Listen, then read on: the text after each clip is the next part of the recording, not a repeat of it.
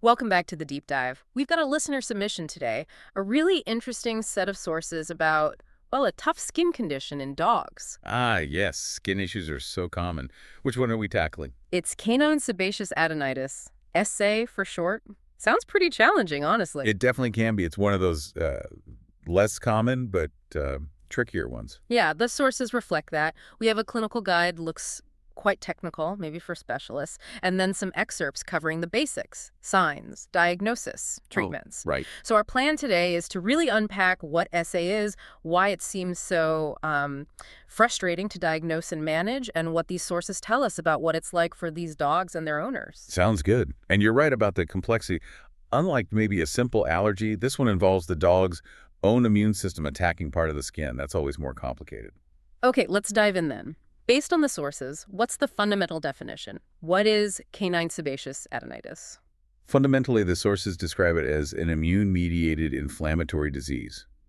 Basically, the dog's immune system gets confused. Confused how? It mistakenly identifies the sebaceous glands, the oil glands in the skin, as foreign or dangerous, Yeah. and it attacks and destroys them. Sebaceous glands? Yeah, They produce oil, right. Sebum? exactly. And that sebum is vital. It lubricates the skin and hair, helps maintain that crucial protective skin barrier, and even had some, antimicrobial properties, keep things healthy.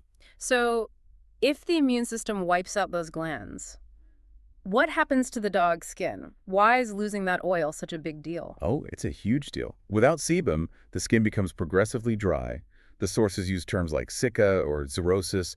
Think really, really dry. Okay. This dryness leads to scaling, sometimes fine flakes, sometimes thick, crusty scales, and Yeah. pretty significant hair loss.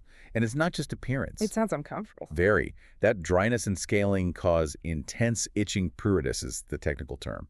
And with the skin barrier weakened, secondary infections, bacterial or yeast, can easily take hold. It really Wow. impacts their quality of life, makes them miserable, and it's incredibly tough for owners to watch. Yeah, I can imagine. The sources also mention a quick classification vets might use based on the type of inflammatory cells seen under the microscope. Granulomatous, which is more common, and the less common pyogranulomatous type. Got it. Now, something that jumped out immediately from the sources is this strong link to specific breeds. What does that tell us? That's a major clue.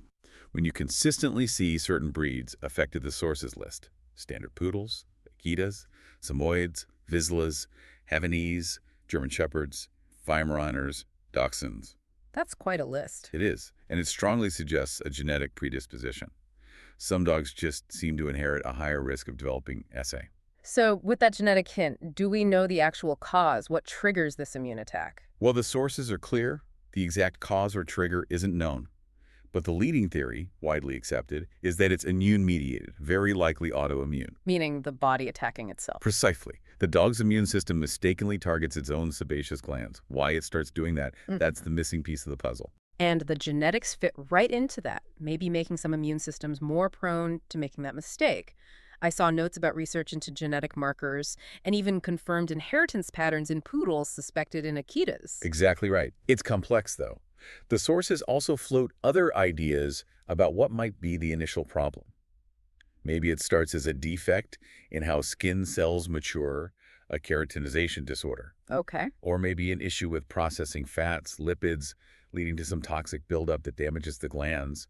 There's even a theory that the glands might just be innocent bystanders, Innocent bystanders. How so? meaning maybe some other inflammatory process starts first for some reason, and the sebaceous glands just get caught in the crossfire and destroyed secondarily. It's not the primary target, perhaps. That's fascinating. Okay, regardless of the exact trigger, what happens in the skin once the attack starts? Can you walk us through that cascade? Sure. So you get the inflammation, and the glands start getting destroyed. No more sebum production.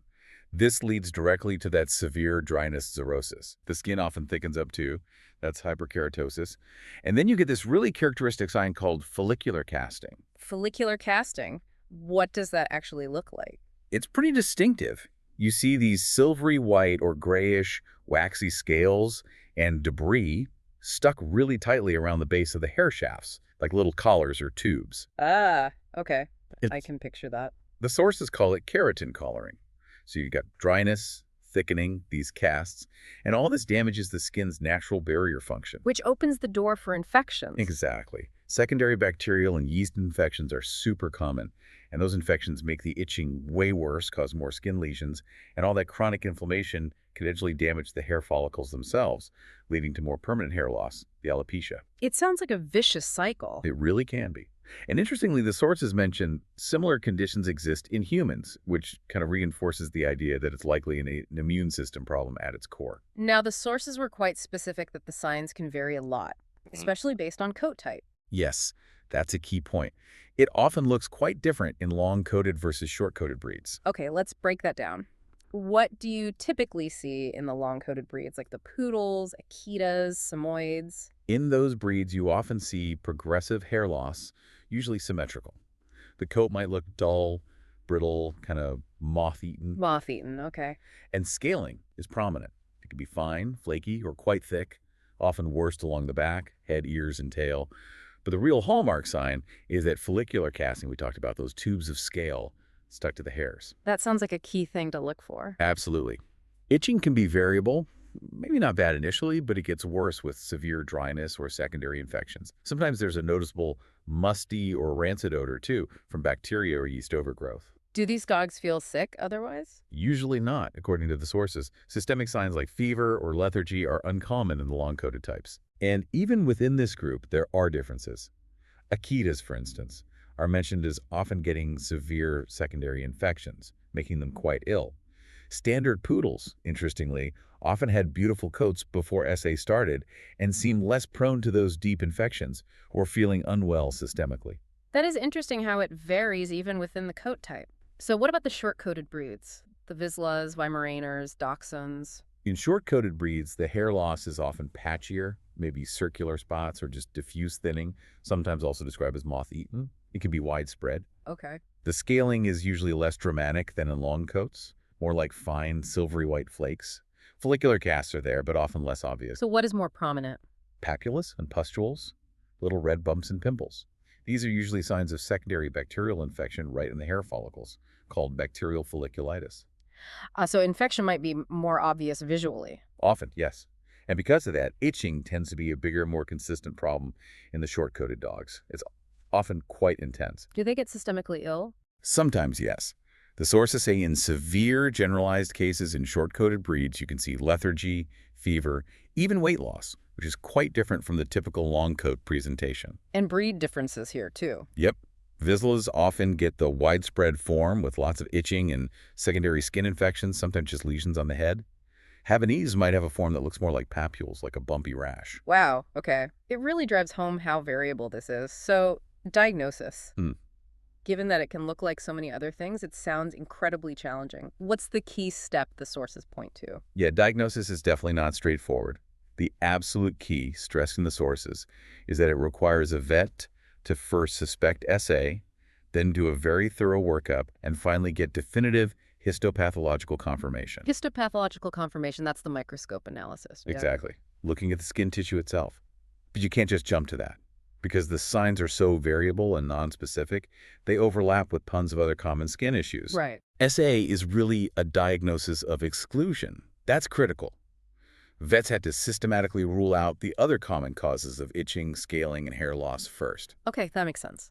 What kind of things need to be ruled out, and how do they do that according to the sources? Well, the LUCT is pretty standard for a dermatology workup. They'll do skin scrapes looking for mites like Demodex or Sarcoptes. Okay. Fungal cultures to check for ringworm.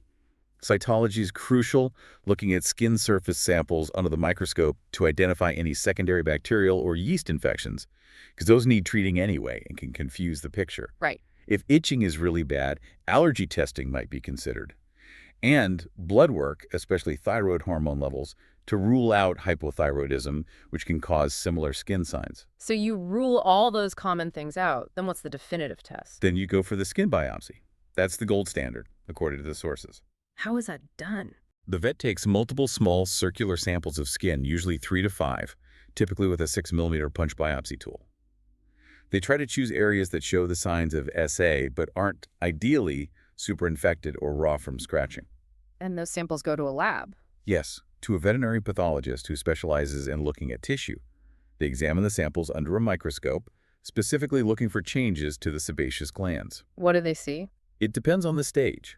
Early on, they might see inflammation clustered around the glands. Later, you see clear evidence that the glands are being destroyed. In end-stage SA, the glands are completely gone, maybe replaced with scar tissue, and the hair follicles are often abnormal, sometimes containing those characteristic casts. Are there any limitations? Can the biopsy miss it? Sometimes. The sources mention that if the disease is patchy, the samples might happen to miss the affected areas. Or if there's really severe secondary infection, it can sometimes mask the primary changes of SA. So multiple biopsies help improve the chances of getting a representative sample. Just to recap that exclusion idea, because it seems so important, can you quickly list again some of the main differentials the sources mention, the things SA gets confused with? Sure. It really highlights the challenge. The list includes hypothyroidism, dermaticosis mites, dermatophytosis, ringworm, allergies, a different scaling disorder called primary seborrhea, zinc-responsive dermatosis, another autoimmune condition called pemphigus foliaceus, something called alopecia X, and just general bacterial or fungal infections of the hair follicles, folliculitis or furunculosis. Seeing that list makes it obvious why you can't just guess, and why the biopsy is needed after checking for those others. Precisely. It's a process of elimination ending with confirmation. Okay, so let's say the diagnosis is confirmed, it is SA. What does treatment look like? Is there a cure? This is where managing expectations is key. The sources are very clear. There is no single cure for SA currently. It's considered a chronic condition, often relapsing. Meaning it comes and goes? Exactly. It requires lifelong management.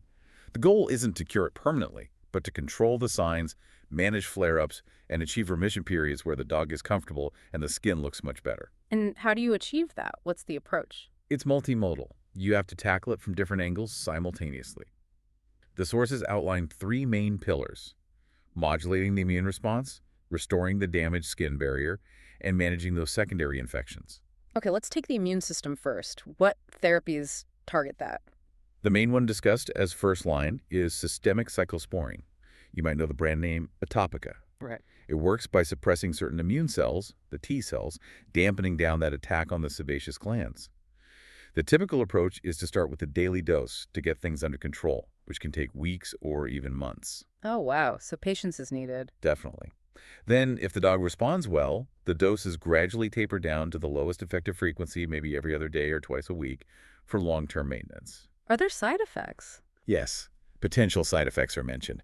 Tummy upset initially is common, sometimes gum changes, increased hair growth, which is a bit odd, rarely, little wart-like growths, and kidney function may need monitoring over the long term. What about steroids like prednisone? They're mentioned, but with caution.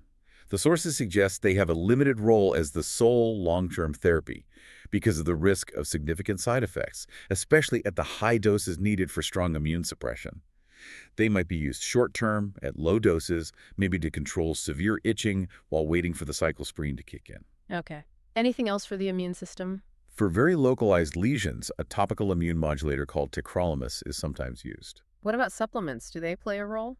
Yes, they're often used adjunctively. Omega-3 fatty acids, the EPA and DHA from fish oil, are commonly recommended. They have some anti-inflammatory effects and can help support skin barrier health, often used at quite high doses. And vitamin A, I saw that mentioned. Vitamin A and related compounds called retinoids are also discussed. They can potentially help with the scaling and casting because they affect skin cell turnover. However, the synthetic retinoids like isotretinoin or acitretin have potentially serious side effects and need careful monitoring. Even regular vitamin A can be toxic in high doses. I remember seeing a specific warning about isotretinoin. Yes, a very strong warning. Isotretinoin Accutane in humans is a known teratogen. It causes severe birth defects, so it's an absolute no-go for breeding animals or pregnant dogs. Extreme caution is needed. Good to know. Any other supplement-type options? The sources also briefly mention a combination of an antibiotic, doxycycline, with niacinamide, sometimes with vitamin E, as another potential supportive therapy. Okay, moving on from meds and supplements, the sources really hammered home the importance of topical therapy. Why is that so critical? It's absolutely essential. You can't manage SA effectively without good topical care. It's vital for symptomatic relief, controlling the scale and dryness, and for helping to repair that damaged skin barrier. What does that involve? Lots of baths. Frequent bathing, yes, but with specific types of shampoos and conditioners. Medicated shampoos containing ingredients like salicylic acid, sulfur, urea, or lactic acid help to break down and remove scale. They're keratolytic. They also need to be moisturizing. Look for ingredients like ceramides. So cleaning and moisturizing. Exactly. And maybe even more important, according to the sources, is the direct application of emollients or humectants, things like mineral oil, baby oil, or propylene glycol solutions. Applied directly to the skin. Yes, often daily or several times a week, especially when the scaling or casting is bad. You soak the coat, let it sit to soften the scale, then maybe bathe it off. It provides intense moisturization and helps loosen that stuck-on debris. Hydrating sprays or mousses can also be useful for daily application between baths. And managing infections topically, too. Yes, Right. absolutely. Using antiseptic or antimicrobial shampoos and rinses regularly is key to keeping secondary bacterial and yeast infections under control. Often used alongside oral antibiotics or antifungals when needed, based on what the vet finds on cytology. Makes sense. Anything else on the management front? Just the basics that support overall skin health. A good quality diet, gentle grooming to avoid irritation, and crucially, regular vet checkups. Monitoring is key to adjust treatment as needed. Okay, so putting it all together, lifelong management, multimodal approach. What's the overall prognosis? What's the long-term outlook for a dog diagnosed with SA? The sources paint a realistic picture. The prognosis for a complete cure is generally considered guarded, meaning unlikely. However, the prognosis for successful management is often fair to good. But that depends on. It heavily depends on owner commitment to the lifelong therapy plan. It is a chronic, relapsing disease. The goal is control, keeping the dog comfortable, achieving remission. Does the hair grow back? Response varies. Hair regrowth can be slow, and sometimes it's incomplete. The coat might not ever look exactly like it did before SA, and relapses are definitely common if treatment lapses or infections aren't kept in check. So that owner commitment is really non-negotiable. Absolutely critical, but sources emphasize this. Consistent medication, diligent topical therapy, regular vet visits. It's a significant undertaking. But the payoff is there. Yes. The positive message is that with that dedicated management, most dogs with SA can have a good quality of life. They can be comfortable and happy despite the chronic nature of the condition. That's good to hear. I also saw a note about registering affected dogs. Right. The sources suggest encouraging owners to register affected dogs with relevant breed clubs or databases to help researchers gather more data on inheritance patterns. This has been a really thorough deep dive. We've gone from understanding SA as this immune attack on oil glands to recognizing the varied signs those casts in long coats, the folliculitis in short coats, the whole diagnostic puzzle of ruling things out before that key biopsy, and finally landing on this need for committed, lifelong, multi-pronged management. It really covered the spectrum. And I think a key takeaway is that message of realistic hope. No magic bullet, no easy cure, but with dedication from owners and vets, effective management is possible, allowing these dogs to live well. Absolutely. Getting the right diagnosis is the first step, and then tailoring that lifelong plan is crucial for success. It definitely makes you think, though. We've talked about this complex immune-mediated disease, the unknown trigger, the strong genetic links. Given all that complexity, what other chronic conditions, maybe in dogs, maybe even in people, might have similar tangled roots? Immune factors, genetics, unknown triggers that we're still working to fully understand. Makes you wonder what else is out there waiting to be unraveled.